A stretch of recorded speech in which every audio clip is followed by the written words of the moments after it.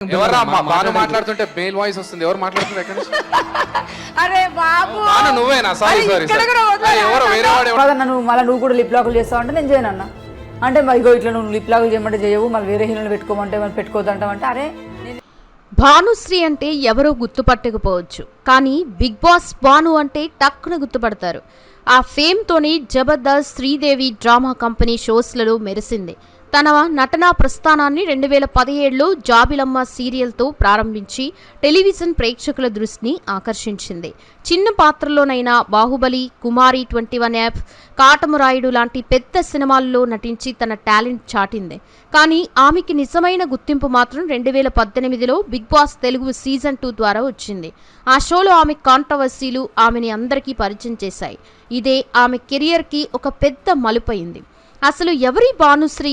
తనని వాడుకుని అవసరం తీరాక వదిలించుకున్న వాళ్ళెవరు? భానుశ్రీని వాడుకుని హీరోయిన్గా ఎదిగింది ఎవరు? బి గ్రేడ్ సినిమాల్లో ఎందుకు నటించింది? కెరియర్ ఎండ్ అయిపోవడానికి కారణం ఎవరు అనే విషయాలు ఈ వీడియోలో తెలుసుకుందాం. మీకు భానుశ్రీ వాయిస్ ఇష్టమైతే ఒక లైక్ కొట్టి చివరి వరకు వీడియోని చూడండి. భానుశ్రీ హైదరాబాద్ కి చెందిన మధ్యతరగతి కుటుంబాన్ని నుండి వచ్చింది. ఆమె తండ్రి మెహ్రా ఓ ప్రైవేట్ కంపెనీలో ఉద్యోగిగా పనిచేస్తూ కుటుంబ బాధ్యతలన్నీ తనే చూసుకునేవాడు. తల్లి అమలా గారు గృహిణిగా భానుశ్రీకి చిన్నప్పటి నుంచే మద్దతుగా నిలిచేవారు. భాను చిన్నతనం నుంచే చాలా షై నేచర్తో ఇబ్బంది పడే అమ్మాయిగా ఉండేది. కానీ తనలో దాగిన టాలెంట్ని ప్రదర్శించాలన్న ఆతృత కూడా ఉండేది. ఆమె స్కూలింగ్ హైదరాబాద్లోని గాయత్రి మోడల్ ప్రైవేట్ స్కూల్లో పూర్తయింది. స్కూల్ రోజుల్లోని డాన్స్, మిమిక్రీ, చిన్న చిన్న స్కిట్లలో పాలు పంచుకునే భానుశ్రీ అందరి దృష్టిని ఆకర్షించేది. మీడియా ఫీల్డ్ మీద ఇంట్రెస్ట్ పెరగడంతో మాస్ మీడియా గ్రాడ్యుయేట్ కాలేజ్ కోసం ముంబైకి వచ్చి డిగ్రీ పూర్తి చేసింది. తర్వాత కృష్ణాస్ మేనేజ్మెంట్ కళాశాలలో చదువుతూనే సినిమాల్లో అవకాశాల కోసం ప్రయత్నాలు మొదలుపెట్టింది. ఆ ప్రయాణమే భానుశ్రీ జీవితాన్ని మార్చేసింది. భానుశ్రీ మెహ్రా మొదటిగా జాబిలమ్మ అనే ఒక తెలుగు టెలివిజన్ సీరియల్లో చిన్నపాటి రోల్తో తన కెరియర్ని మొదలుపెట్టింది. కానీ ఆమెకి అసలైన గుర్తింపు జబర్దస్త్ కామెడీ షో ద్వారానే వచ్చింది. అక్కడ ఆమె తన హావభావాలతో, యాక్టింగ్ స్కిల్స్తో ప్రేక్షకుల్ని ఆకట్టుకుంది. జబర్దస్త్లో కనిపించిన తర్వాతే ఆమెకి టీవీ అండ్ సినిమాల్లో అవకాశాలు వరుసగా రావడం మొదలయ్యాయి. శ్రీదేవి డ్రామా కంపెనీ వంటి షోల్లోనూ భానుశ్రీ చక్కటి పర్ఫార్మెన్స్ ఇచ్చింది. సినిమాల పరంగా చెప్పుకుంటే ఆమె ఇదమే కథ, కదినిక, కుమారి 18+ వంటి చిన్న సినిమాల్లో నటించింది. అయితే ఆమెకు అసలైన బ్రేక్ మాత్రం బిగ్ బాస్ సీజన్ 2 ద్వారానే వచ్చింది. ఆ షోలో భానుశ్రీ తన నిజమైన వ్యక్తిత్వాన్ని చూపించి స్పోర్టివ్ స్పిరిట్తో తెలుగు ఆడియన్స్కి దగ్గరైంది. తర్వాత అసలు సినిమాల్లో నిజంగా ఎలా ట్రీట్ చేస్తారో తెలియక చేసిన తప్పు వల్ల కొన్ని బి గ్రేడ్ సినిమాల్లో నటించి అవమానాలు ఎదుర్కొన్న భానుశ్రీ తలగ్గకుండా పోరాడింది. ఒక సినిమాలో ఆమె చేసిన రోల్పై అత్యంత దారుణమైన విమర్శలొచ్చినా ఆమె ప్రయాణం ఆపలేదు. ముఖ్యంగా భానుశ్రీ వాయిస్ పై "నువ్వు అమ్మాయివా" అని కామెంట్స్ కెరియర్లో చితికిపోయేటట్టు చేశాయి. కానీ ఆమె వ్యక్తిత్వాన్ని మార్చుకోలేదు, ప్రయత్నాలు ఆపలేదు. భానుశ్రీ మెహ్రా జీవితంలో ఓ చేదు ఘట్టంగా నిలిచిపోయిన విషయం ఏంటంటే, "నీవు నిజంగా అమ్మాయివేనా? నీ వాయిస్ అబ్బాయిలా ఉంది" అనే మాట. ఇది మామూలుగా ఎవరో బయట కామెంట్ చేస్తే పట్టించుకోనేమో, కానీ ఈ మాట స్టేజ్ మీద లైవ్ షో మధ్యలో తన సహనటుడైన సుడిగాలి సుధీర్ అనడం ఆమెను లోపలగా గాయపరిచింది. ప్రేక్షకుల ముందే ఇలా వ్యక్తిగతంగా కామెంట్ చేయడం వల్ల భాను ఆ సంఘటన తర్వాత చాలా రోజుల పాటు డిప్రెషన్లోకి వెళ్ళిపోయినట్లు ఓ ఇంటర్వ్యూలో చెప్పింది. ఆ సమయంలో కొంతమంది కామెడీ ఆర్టిస్టులు, యాంకర్లు కూడా ఆమె వాయిస్ని మతిస్థిమితం కోల్పోయినట్లు వెటకారం చేశారు. ఈ సంఘటనతో ఆమెను కామెడీ షోల్లోనూ, రియాలిటీ షోల్లోనూ ఓ గేలాగా వాడుకున్నారు. జబర్దస్త్, శ్రీదేవి డ్రామా కంపెనీ వంటి షోల్లో అవకాశాలు ఇచ్చిన వాళ్లే అవసరం తీరాక వదిలేయడమే కాకుండా బాధించే మాటలు కూడా అన్నారని ఆమె భావోద్వేగంతో చెప్పారు. ఈ సంఘటన వల్ల భాను కెరీర్ టీవీ షోస్లోనే ముగిసిపోయేలా చేసింది. తాను ఎదగలేకపోవడానికి బాధ్యుడు సుధీరే అని చెప్పుకొచ్చింది.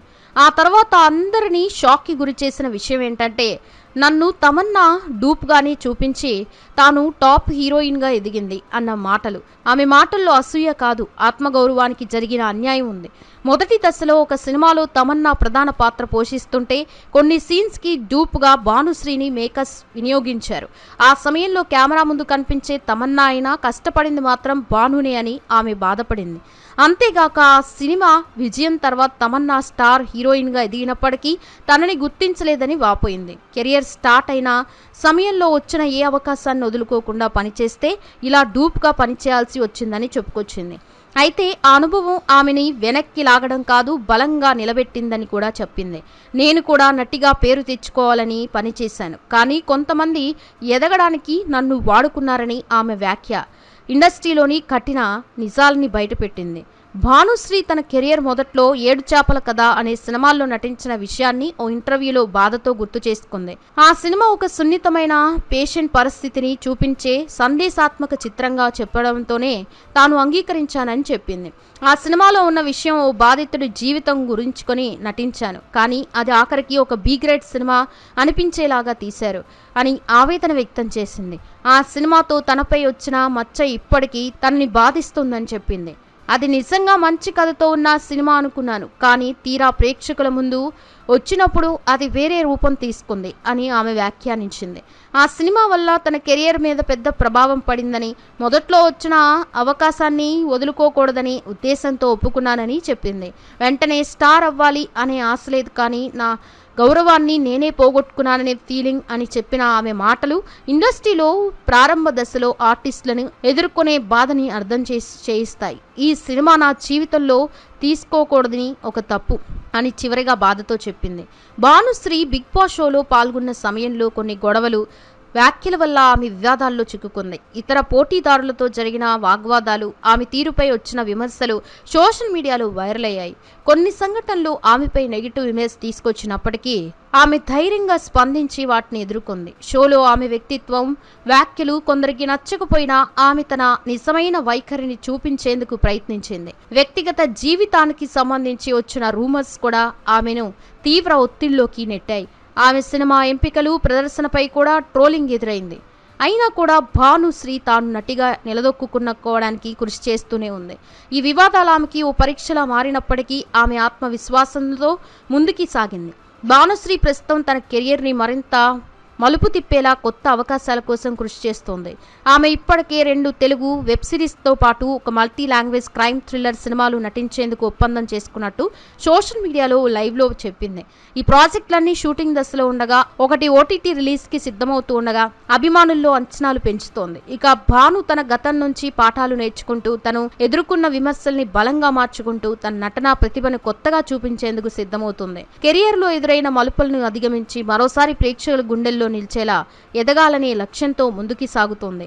భానుశ్రీ తన కొత్త ప్రాజెక్ట్స్తో ఎలా మెరుస్తుందో మనం కూడా చూద్దాం. వీడియో నచ్చితే లైక్ చేయండి, షేర్ చేయండి, ఛానల్ని సబ్స్క్రైబ్ చేసుకోండి. Thanks for watching this video.